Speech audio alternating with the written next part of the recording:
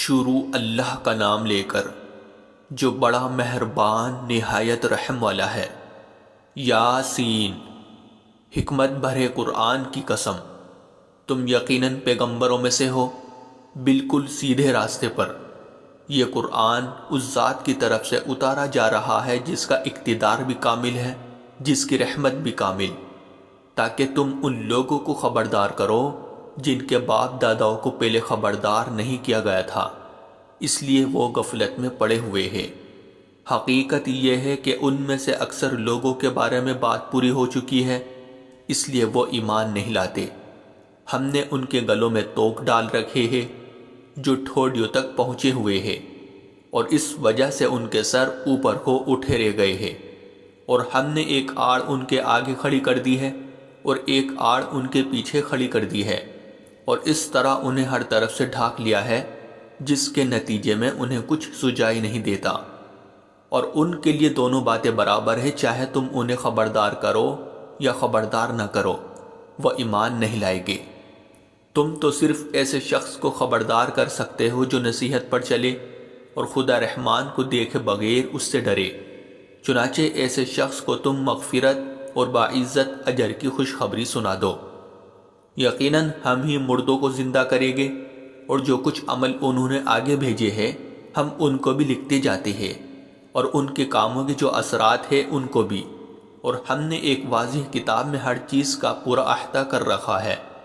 اور اے پیغمبر، تم ان کے سامنے ایک بستی والوں کی مثال پیش کرو جب ان کے پاس رسول آئے تھے۔ جب ہم نے ان کے پاس شروع میں 2 رسول بھیجے تو انہوں نے دونوں کو جھٹلا دیا، پھر ہم نے ایک تیسرے کے ذریعے ان کی تائید کی، اور ان سب نے کہا کہ یقیناً جانو ہمیں تمہارے پاس رسول بنا کر بھیجا گیا ہے۔ انہوں نے کہا تمہاری حقیقت اس کے سوا کچھ بھی نہیں ہے کہ تم ہم جیسے ہی آدمی ہو، اور خدا رحمان نے کوئی چیز نازل نہیں کی ہے، اور تم سراسر جھوٹ بول رہے ہو۔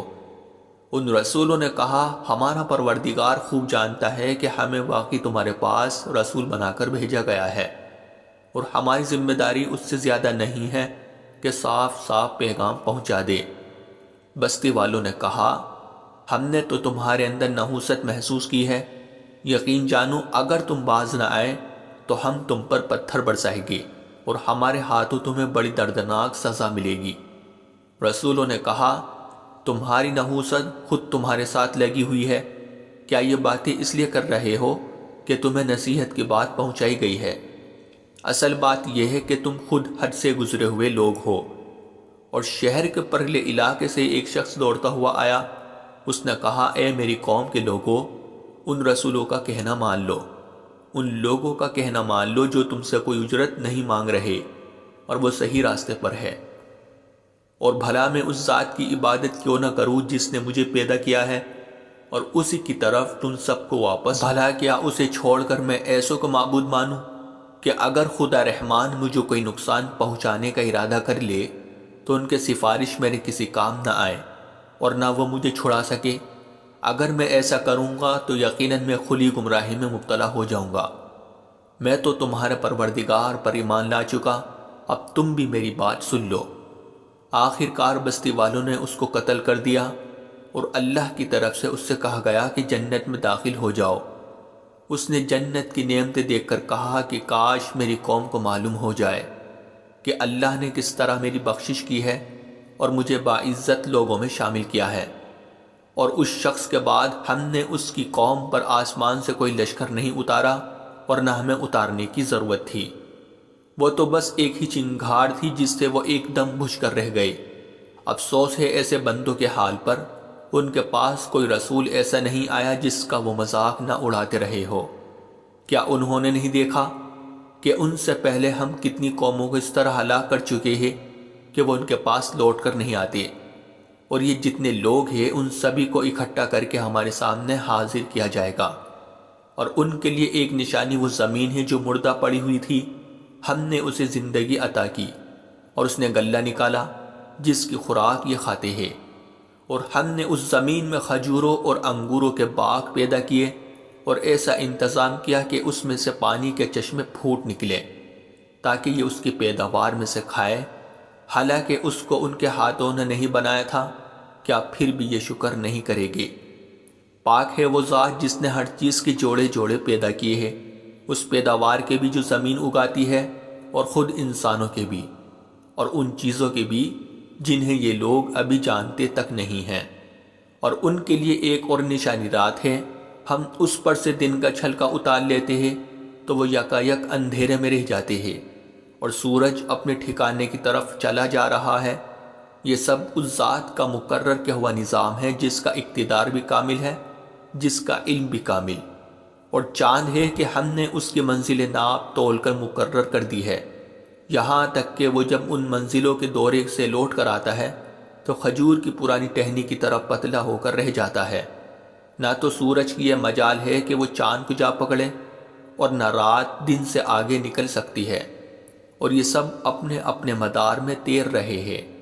اور ان کے لیے ایک اور نشانی یہ ہے کہ ہم نے ان کی اولاد کو بھری ہوئی کشت میں سوار کیا، اور ہم نے ان کے لیے اسی جیسی اور چیزیں بھی پیدا کی جن پر یہ سواری کرتے ہیں، اور اگر ہم چاہیں تو انہیں غرق کر ڈالیں، جس کے بعد نہ تو کوئی ان کی فریاد کو پہنچے اور نہ ان کی جان بچائی جا سکے۔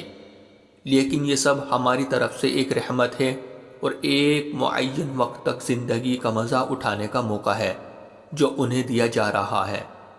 اور جب ان سے کہا جاتا ہے کہ بچو اس عذاب سے جو تمہارے سامنے ہیں اور جو تمہارے مرنے کے بعد آئے گا تاکہ تم پر رحم کیا جائے، تو وہ ذرا کان نہیں دھرتے، اور ان کے پروردگار کی نشانیوں میں سے کوئی نشانی ایسی نہیں آتی جس سے وہ منہ نہ موڑ لیتے ہو۔ اور جب ان سے کہا جاتا ہے کہ اللہ نے تمہیں جو رزق دیا ہے اس میں سے غریبوں پر بھی خرچ کرو، تو یہ کافی لوگ مسلمانوں سے کہتے ہیں کہ کیا ہم ان لوگوں کو کھانا کھلائے جنہیں اگر اللہ چاہتا تو خود کھلا دیتا۔ مسلمانوں، تمہاری حقیقت اس کے سوا کچھ بھی نہیں کہ تم کھلی گمراہی میں پڑے ہوئے ہو۔ اور کہتے ہیں کہ یہ قیامت کا وعدہ کب پورا ہوگا؟ مسلمانوں بتاؤ اگر تم سچے ہو۔ دراصل یہ لوگ بس ایک چنگھاڑ کا انتظار کر رہے ہیں جو ان کی اجت بازی کے عین درمیان انہیں آ پکڑے گی۔ پھر نہ یہ کوئی وصیت کر سکے گی اور نہ اپنے گھر والوں کے پاس لوٹ کر جا سکے گی۔ اور سور پھونکا جائے گا تو یکایک یہ اپنی قبروں سے نکل کر اپنے پروردگار کی طرف تیزی سے روانہ ہو جائے گے۔ کہے گے کہ ہے ہماری کمبختی، ہمیں کس نے ہمارے مرکز سے اٹھا کھڑا کیا ہے؟ جواب ملے گا کہ یہ وہی چیز ہے جس کا خدا رحمان نے وعدہ کیا تھا اور پیغمبروں نے سچی بات کہی تھی، اور کچھ نہیں، بس ایک زور کی آواز ہوگی جس کے بعد یہ سب کے سب ہمارے سامنے حاضر کر دیے جائے گے۔ چنانچہ اس دن کسی شخص پر کوئی ظلم نہیں ہوگا اور تمہیں کسی اور چیز کا نہیں، بلکہ انہی کاموں کا بدلہ ملے گا جو تم کیا کرتے تھے۔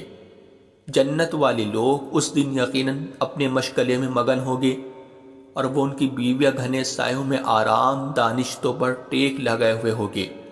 وہاں ان کے لیے میوے ہوگے اور انہیں ہر وہ چیز ملے گی جو وہ منگوائے گے۔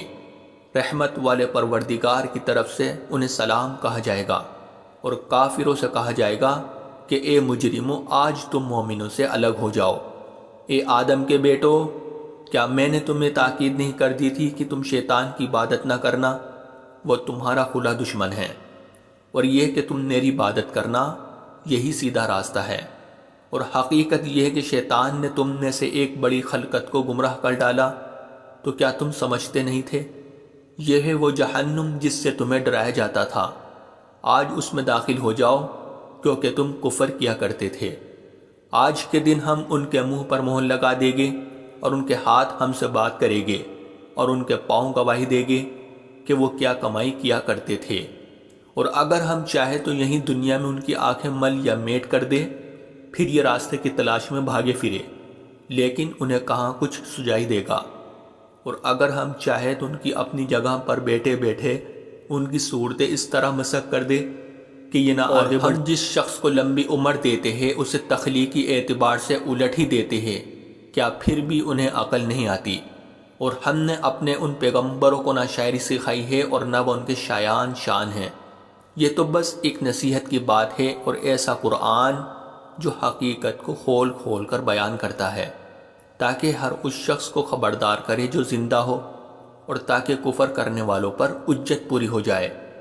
اور کیا انہوں نے یہ نہیں دیکھا کہ ہم نے اپنے ہاتھوں کی بنائی ہوئی چیزوں میں سے ان کے لیے مویشی پیدا کیے اور یہ ان کے مالک بنے ہوئے ہیں، اور ہم نے ان مویشیوں کو ان کے قابو میں دے دیا ہے، چنانچہ ان میں سے کچھ وہ ہیں جو ان کی سواری بنے ہوئے ہیں اور کچھ وہ ہیں جنہیں یہ کھاتے ہیں۔ نیز ان کو ان مویشیوں سے اور بھی فائدہ حاصل ہوتے ہیں اور پینے کی چیزیں ملتی ہیں، کیا پھر بھی یہ شکر نہیں بجا لائے گے؟ اور انہوں نے اللہ کو چھوڑ کر اس امید پر دوسرے خدا بنا رکھے ہیں کہ انہیں ان سے مدد ملے، حالانکہ ان میں یہ طاقت ہی نہیں ہے کہ ان کی مدد کر سکے، بلکہ وہ ان کے لیے ایک ایسا مخالف لشکر بنے گے جسے قیامت میں ان کے سامنے حاضر کر لیا جائے گا۔ غرض اے پیغمبر ان کی باتیں تمہیں رنجیدہ نہ کرے، یقین جانو ہمیں سب معلوم ہے کہ کیا کچھ چھپاتے اور کیا کچھ ظاہر کرتے ہیں۔ اور کیا انسان نے یہ نہیں دیکھا کہ ہم نے اسے نطفے سے پیدا کیا تھا، پھر اچانک وہ خلم کھلا جھگڑا کرنے والا بن گیا۔ ہمارے بارے میں تو وہ باتیں بناتا ہے اور خود اپنی پیدائش کو بھلا بیٹھا ہے، کہتا ہے کہ ان ہڈیوں کو کون زندگی دے گا جبکہ وہ گل چکی ہوگی۔ کہہ دو کہ ان کو وہی زندگی دے گا جس نے انہیں پہلی بار پیدا کیا تھا، اور وہ پیدا کرنے کا ہر کام جانتا ہے۔ وہی ہے جس نے تمہارے لیے سرسبز درخت سے آگ پیدا کر دی ہے، پھر تم ذرا سی دیر میں اس سے سلگانے کا کام لیتے ہو۔ بھلا جس ذات نے آسمانوں اور زمین کو پیدا کیا ہے، کیا وہ اس بات پر قادر نہیں ہے کہ ان جیسوں کو دوبارہ پیدا کر سکے؟ کیوں نہیں، جبکہ وہ سب کچھ پیدا کرنے کی پوری مہارت رکھتا ہے۔ اس کا معاملہ تو یہ ہے کہ جب وہ کسی چیز کا ارادہ کر لے تو صرف اتنا کہتا ہے کہ ہو جا، بس وہ ہو جاتی ہے۔ غرض پاک ہے وہ ذات جس کے ہاتھ میں ہر چیز کی حکومت ہے، اور اسی کی طرف تم سب کو آخر کار لے جایا جائے گا۔